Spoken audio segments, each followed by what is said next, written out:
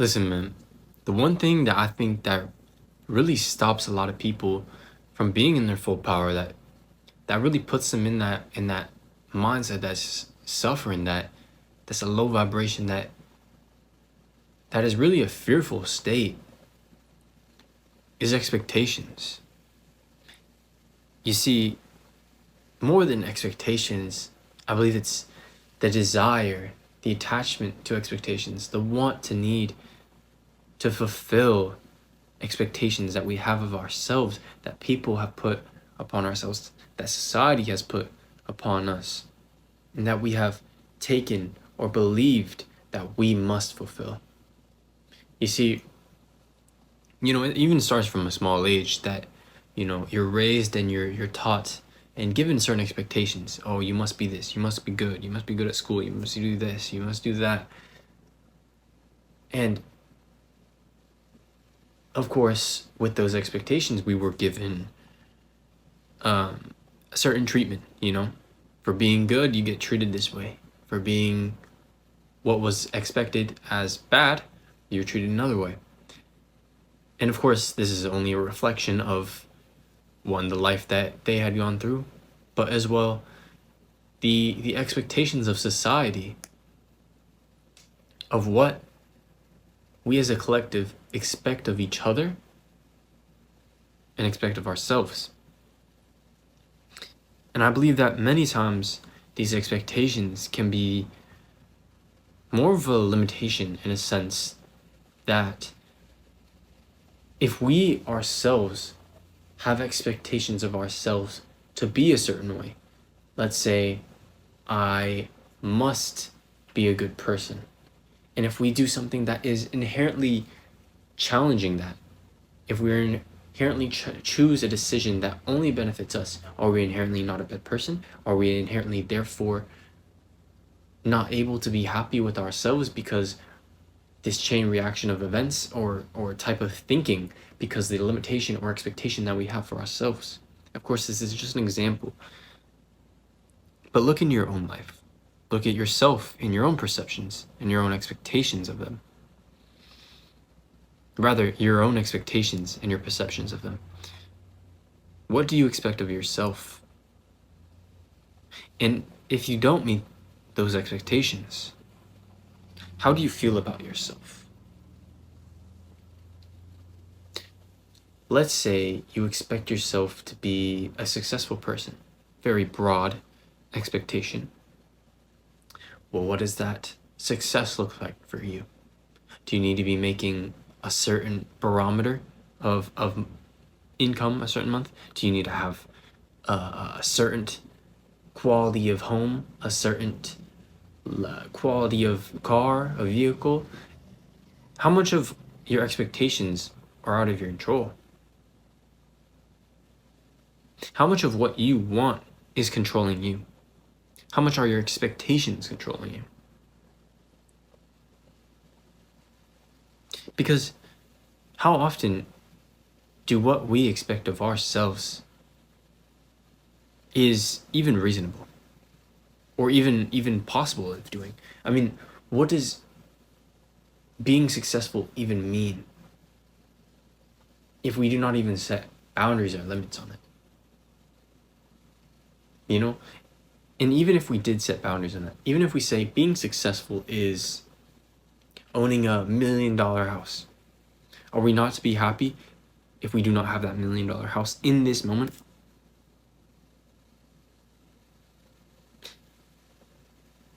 Because I believe that the attachment or the belief that you have to be a certain way before you can be happy is inherently a flawed mindset, in the sense that it is putting limitations on how you can love yourself. And our love for ourselves should be without limitations, in the sense that it should not be defined by what we have or how we feel. We should love ourselves regardless, Primarily, we should love ourselves unconditionally. Because how much of this world and the external world's love and other people's love is conditional? Likewise, not only how much, I want to stop and say something about that last comment. We can only meet other people where they have met themselves, in the sense that you can only have the love that you express be felt on a level that someone else loves themselves. And you can only talk to a person as deep, like a person can only meet you where they're at. Like, I can only talk to you from the depth that I know myself. Such as you can only talk to yourself or to someone else about the depth and at the depth that you have met yourself and that you know yourself. And the same is true is with love, you know, because our capacity for love and our ability to express that is directly related to the love that we give and receive to ourselves, and the amount of love and the capacity of love that we have met ourselves with. Okay? So that's not to say that the world out there is unloving or incapable of unconditional love, because I believe that's quite the opposite. I think it's very possible, but it happens on an internal level and where we meet ourselves. So that means, like, if you even are to want or expect external that sort of love from anyone else, you would have to first meet yourself on that level. And because even if you were to experience that unconditional love, you know, like, I'll put it in a first person sense. Let's say I love someone unconditionally. The amount that they can understand that and perceive that amount of love is relative to their understanding and concept of love, of how they understand love and how they've met themselves with love. Because to see unconditional love, you have to understand what really is unconditional, because it's not the actions necessarily, it's the love that is unconditional. Like, for example, you can choose to be with someone, you can choose not to be with someone, but you can still love them unconditionally, regardless, even if you decide not to be with them. And all that is to say that really, you're always with yourself. There's no choice not to be with yourself. And that is inherently where the importance and the value of unconditional self-love comes from, is the fact that the one thing you have constantly in this life is that you are here with this body. You are here observing this right here, right now. And to have love and compassion for that is a great, great deal. You see, if you've watched my last video, we talked about non-duality as well as duality. And you might be asking yourself, well, how does this even what is the importance of this if the self does not exist? Well, it's like this. Just because you see through the ego, just because you see through the false identity, does not mean that it doesn't stop occurring. It doesn't stop presenting itself. It is an illusion, but it is still there. In the sense that when you meditate and you let go of your thoughts, but you still see them and hear them and feel them passing through, but you're not attached to them.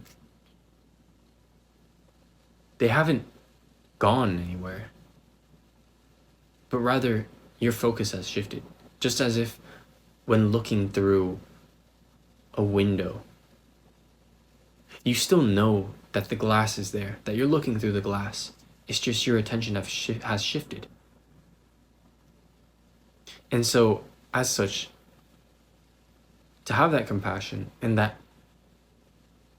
allowing, really, it's a letting go and allowing this person, this ego, be whatever it wants to be whatever it is going to be, and being okay with that, wherever it is, even if it doesn't live up with the expectations that society may want to put on it, or even if it doesn't live up to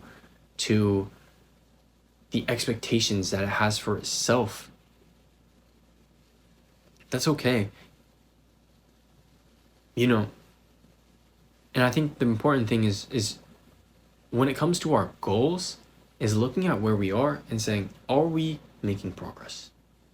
And that is the most important thing, because if you're making progress, you're making progress. If you're not making progress, that's another thing. But progress is progress no matter how slow, and we shouldn't condemn ourselves for the rate of progress that happens, because how often are the fruits of our labor at our control? You know? I want to put this in terms of a basketball game, because I feel like that's very simple for me to understand. Let's say you lose a game by 1 point. There's so many things that you could say, oh, if I did this better, if I did that better, you know, maybe I would have, won the game. But even if you shot, every shot, you made every shot, you did all the right things. I mean, it's a team game at the end of the day. And even if your team did everything right, maybe the other team's just better.